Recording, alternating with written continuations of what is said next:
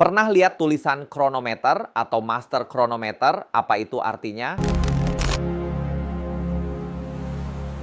Halo sahabat PGJ Watches, kembali lagi bersama saya Spinky Wijaya Kusuma. Di video kali ini, kita akan membahas sebuah istilah yang sering banget muncul di dunia horologi, tapi masih banyak yang belum benar-benar paham maknanya, yaitu kronometer dan master kronometer.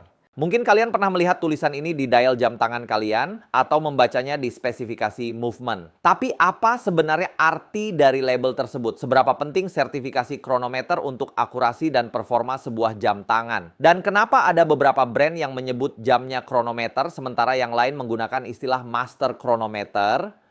Biar tidak makin penasaran, langsung saja kita mulai pembahasannya. Pertama kita mulai dari istilah kronometer. Apa sebenarnya artinya? Istilah ini menunjukkan bahwa movement di dalam jam tangan tersebut telah lolos pengujian resmi dari lembaga bernama COSC atau Control Official Swiss de Chronometer. COSC adalah badan independen di Swiss yang didirikan pada tahun 1973. Dan secara khusus bertugas menilai tingkat presisi sebuah movement sebelum dianggap layak menyandang gelar kronometer. Pengujian yang dilakukan COSC jauh dari kata sederhana.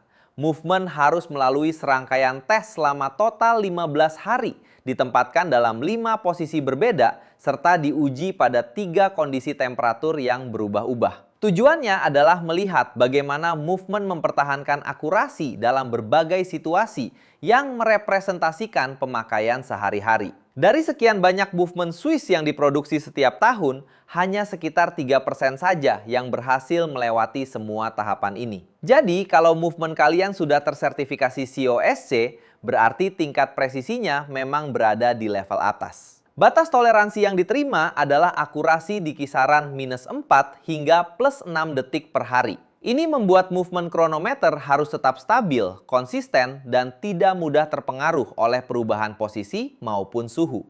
Apa saja contoh jam tangan yang sudah tersertifikasi oleh lembaga COSC ini? Pertama dari kategori yang affordable, yang paling terkenal ada Tissot Balat COSC dan Tissot Heritage 1938 COSC. Lalu naik ke level yang lebih premium yang bisa kalian temui di jam tangan luxury.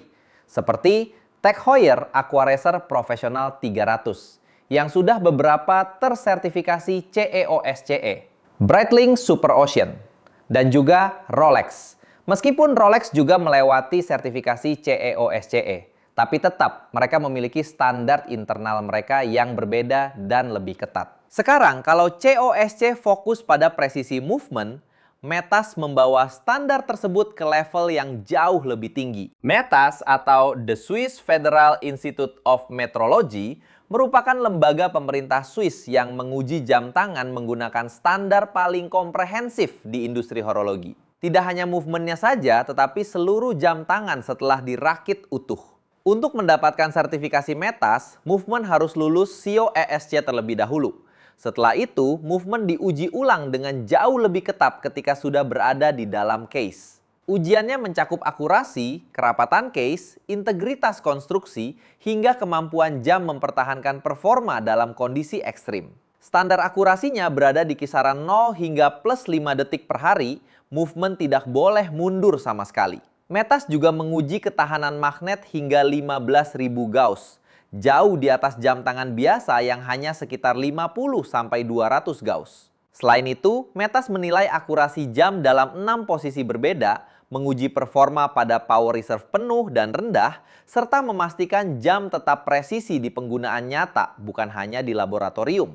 Inilah mengapa METAS dianggap sebagai sertifikasi paling lengkap. Kombinasi presisi, durabilitas, dan performa dunia nyata dalam satu standar modern.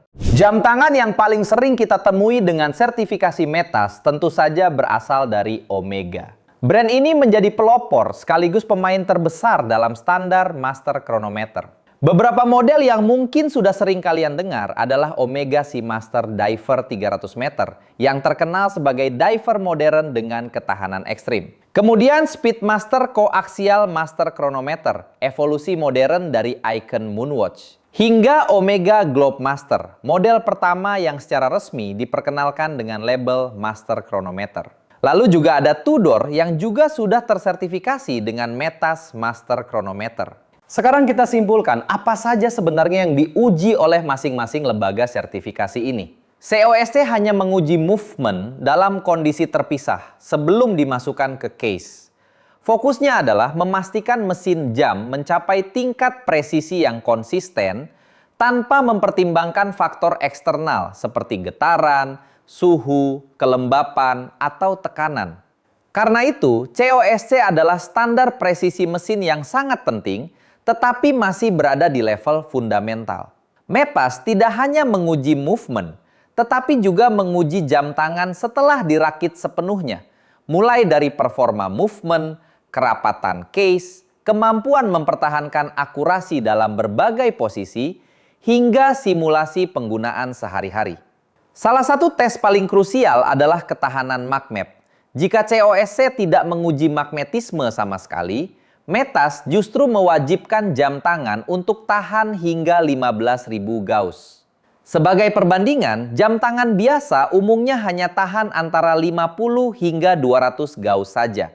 Jadi perbedaan ini sangat besar dan sangat relevan dengan kehidupan modern yang penuh perangkat elektronik. Lalu bagaimana kita menyikapinya? Apakah COSC dan Metas benar-benar penting? Jawabannya sangat penting, namun perannya berbeda. COSC adalah fondasi presisi Swiss yang memastikan movement benar-benar akurat sebelum menjadi jam tangan utuh. Sementara Metas adalah evolusi modern, standar generasi terbaru yang menuntut presisi lebih tinggi, ketahanan magnet luar biasa, dan durabilitas yang jauh lebih komprehensif. Nah, sekarang kalian lebih suka jam COSC atau Metas? Dan jam kronometer apa yang lagi kalian incar? Atau mau tahu ada sertifikasi horologi lainnya? Tulis di kolom komentar ya. Dan buat kalian yang suka konten video seputar jam tangan mewah dan menarik lainnya, jangan lupa like, subscribe, dan nyalakan notifikasinya agar kalian tidak ketinggalan konten lainnya.